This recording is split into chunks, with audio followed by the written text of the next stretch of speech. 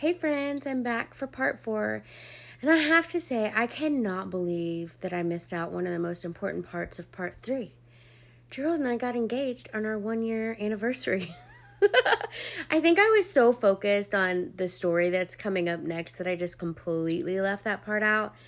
But we got engaged on June 10th, 2002, and we had set our wedding date for May 24th of 2003. So we got engaged on our 1 year anniversary, and we're going to get married just a couple weeks shy of our 2 year anniversary. At the time, I was ecstatic that we obviously had gotten engaged. I love this man deeply. I was actually just so shocked that he proposed to me at like my highest weight ever, because at the time I was going through some deep insecurities with that. Like I said, he would want to go out and I was just pushing him away. I don't want anyone to see me like this. I don't feel confident. I don't feel like dancing in front of people.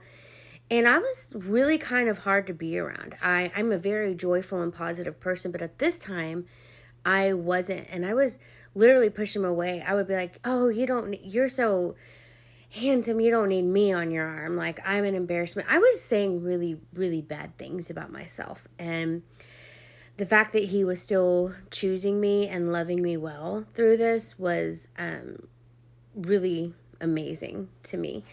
And so, anyways, so we got engaged in June, and this camping trip was in either October or November. I can't really remember the exact time.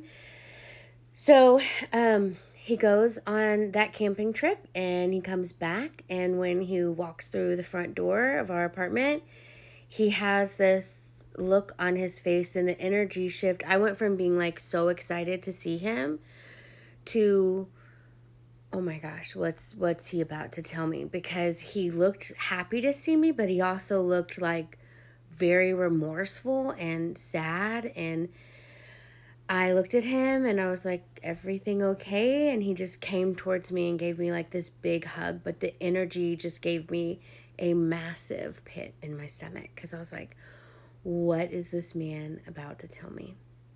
And he was like, hey, I need to talk to you. And in my mind, I'm like, well, he cheated. I knew it. I've been pushing him away. I'm getting fat. It's all get out. And he's found somebody else. That was not the case. I literally was like, did you cheat on me? And he was like, no, Tab, I didn't cheat on you. He was like, but I do have some really heavy things to tell you. And I was like, oh, like what? He's like, I need to be honest with you. I've been doing drugs since you met me. And I was like, what? Like my heart dropped, because I have a biological father that was an alcoholic, drug addicted, manipulative, liar, didn't show up when he was supposed to. I have a lot of trauma there, you know? Thankfully, I had a dad step into my life at 6 years old who was none of those things. In fact, quite the opposite of all of it, and just absolutely incredible. But I had told Gerald when we first met, I don't want to be with anybody like my biological father, because I didn't want to go through that hurt. And I see what drugs and alcohol can do to a person. And so I was like, what kind of drugs?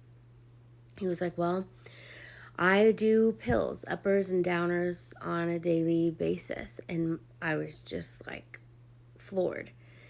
And he was like, and we were drinking heavily, and I also did some other hard drugs. And I'm like, what else did you do?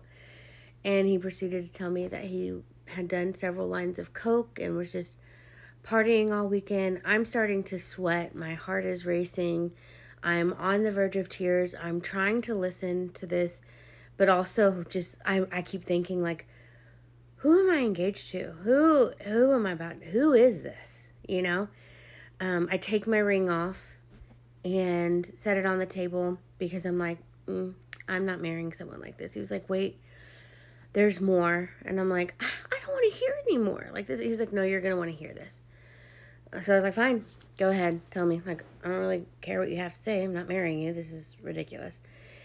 He said, well, I actually got separated from Travis and my friends and ended up um, partying with a group of military guys from Fort Hood. And I was like, what the heck? How did that happen?